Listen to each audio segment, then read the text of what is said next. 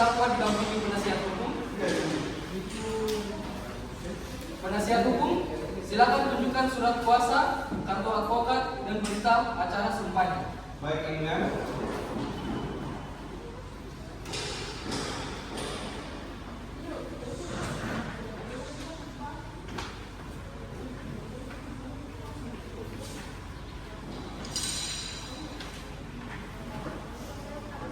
Baik, kepada jaksa penuntut umum dipersilakan membacakan surat dakwaan.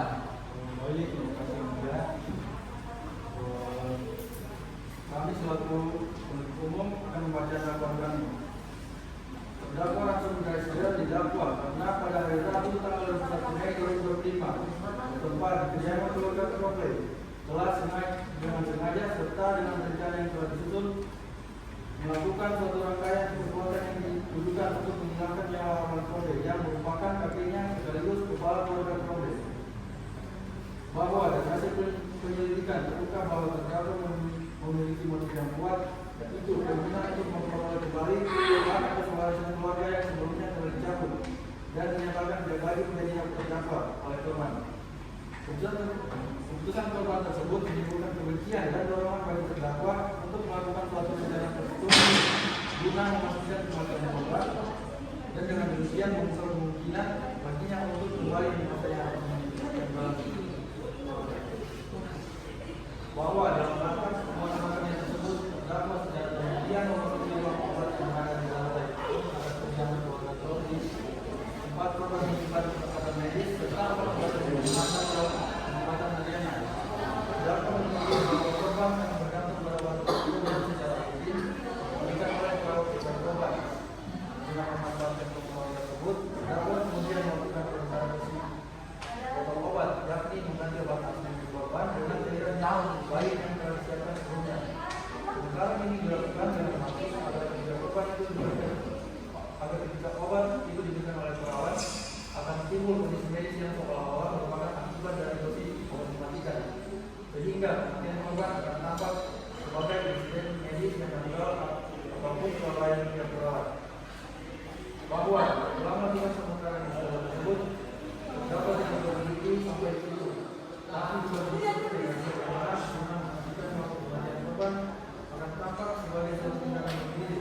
Untuk itu, terdakwa menyatakan sejumlah rangkaian peristiwa termasuk mengenang kembali kondisi ruangan, penyesuaian waktu kejadian, serta upaya-upaya lain agar kematian korban akan dibuat sebagai tindakan yang dilakukan sendiri oleh korban tanpa adanya campur tangan pihak ketiga. Dengan demikian, terdakwa berusaha menyadarkan setiap indikasi yang dapat mengakibatkan dirinya sehingga sepenuhnya terbebas dari pertanggungjawaban hukum dan pada akhirnya tetap memperoleh manfaat finansial dari kematian korban. Bahwa rangkaian perbuatan terdakwa tersebut kemudian menimbulkan keadaan yang mendorong korban untuk meyakini bahwa dirinya telah menerima dosis obat yang mematikan. Korban yang meninggal dirinya akan segera meninggal, kemudian mengambil bunuh diri untuk melindungi perawat tersebut dari kemungkinan terjadinya bahwa tindakan bunuh diri yang dilakukan korban semata-mata merupakan akibat langsung dari kejadian di mana yang dilakukan oleh terdakwa, sehingga sebelum kematian korban dilakukan oleh dirinya sendiri, sebelum tentang pembunuhan keputusan fatal tersebut adalah perbuatan terdakwa yang sengaja menempatkan korban dalam keadaan keliru mengalami kondisi medis. Dengan demikian, perbuatan terdakwa Rasul Gaisda telah memenuhi unsur tindak pidana percobaan pembunuhan sebagaimana dimaksud dalam pasal 338 KUHP dan junto pasal 53 ayat 1 KUHP. Karena terdakwa secara sadar, berencana dan dengan maksud tertentu telah melakukan rangkaian perbuatan yang secara langsung maupun tidak langsung ditujukan untuk menghilangkan nyawa orang lain.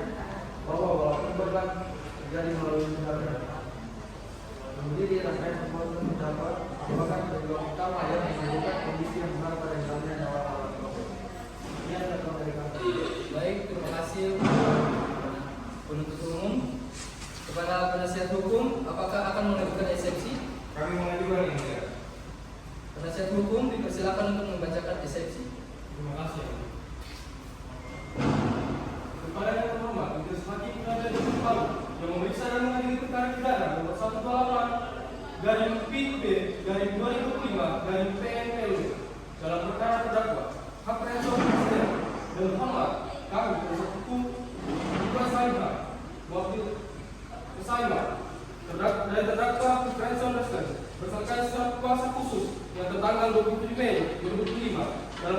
pidana nomor 18/PIP/2005 PNPLW. Dengan ini mengajukan eksepsi atau nilai keberatan terhadap dakwaan yang tertuntut umum dengan alasan-alasan sebagai berikut. Ada poin yang pertama, bahwa dakwaan kompetensi absolut. Bahwa penasihat hukum terdakwa mengajukan eksepsi bahwa pengadilan negeri Jakarta tidak memiliki kompetensi absolut untuk memeriksa perkara ini karena seluruh rangkaian peristiwa yang dilakukan oleh penuntut umum meliputi dakwaan, dugaan pemberian dosis obat yang keliru, kematian alat COVID, hingga tindakan lanjutan dari para anggota keluarga terjadi sepenuhnya di wilayah Massachusetts, Amerika Serikat berdasarkan pasal 2 KUHP yang mengatur asas teritoriality. Pengadilan Indonesia hanya berwenang mengadili perbuatan pidana yang dilakukan di wilayah Indonesia kecuali ada pengecualian khusus dalam undang-undang yang dalam perkara ini tidak ada. Karena itu secara absolut pengadilan Indonesia tidak mempunyai jurisdiksi mengadili perbuatan pidana yang terjadi di negara asing, dilakukan oleh warga negara asing dan terhadap korban yang juga warga negara asing. Pada poin yang kedua, bahwa dakwaan kompetensi relatif. Selain tidak berwenang secara absolut, pengadilan negeri Palu juga tidak memiliki kompetensi relatif karena lokus delikti maupun tempat tinggal para pihak tidak berada dalam wilayah hukum pengadilan tersebut. Berdasarkan pasal 84 KUHP, pengadilan yang berwenang secara relatif adalah pengadilan yang daerah yang hukumnya mencakup tempat tidak pidana dilakukan.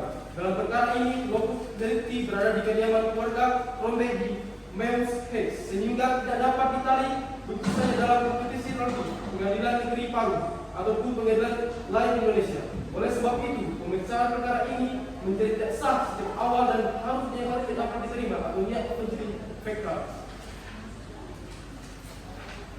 Pada poin yang ketiga, bahwa dakwaan kabur atau obstruksi, bahwa surat dakwaan jaksa penuntut umum terhadap terdakwa Ransom Lesdian dan kabur atau obstruksi karena tidak menguraikan secara jelas, cermat dan lengkap mengenai hubungan sebab akibat antara perbuatan yang diinginkan, yaitu perbuatan obat dengan kematian korban Harlan Rombe.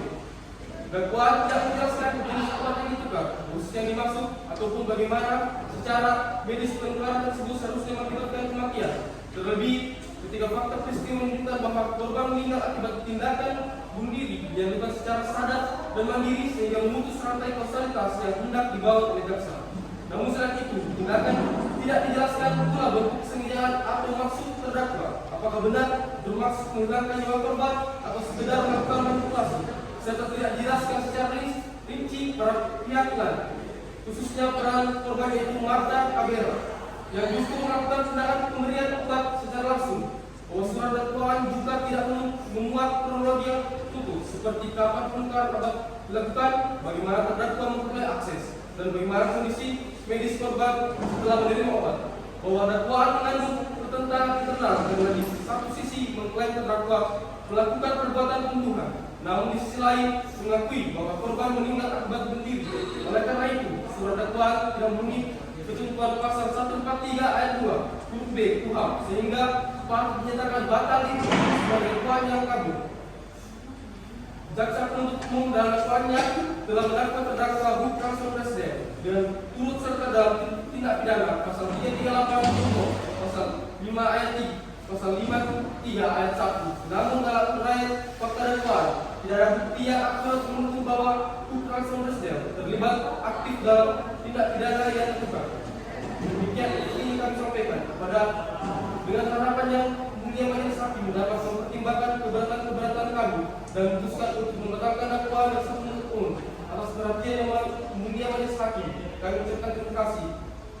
Kuasa hukum hormatkan hukum Nikodemus kepada saya, Muhammad Mubarak Sanu. Terima kasih penasihat hukum. Baik, majelis akan bermusyawarah terkait eksepsi dan akan membacakan putusan selah pada sidang berikutnya. Maka sidang hari ini ditutup dan dilanjutkan pada minggu depan. Sidang selesai.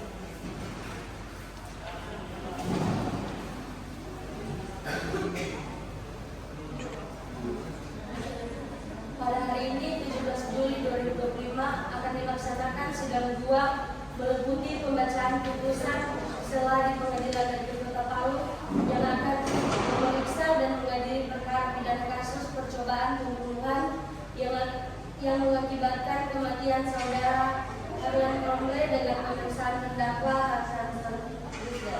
Dengan nomor perkara 128 garing PID.B garing 2025 garing Pengadilan Negeri Palu. Sidang kedua dengan nomor perkara 128 garing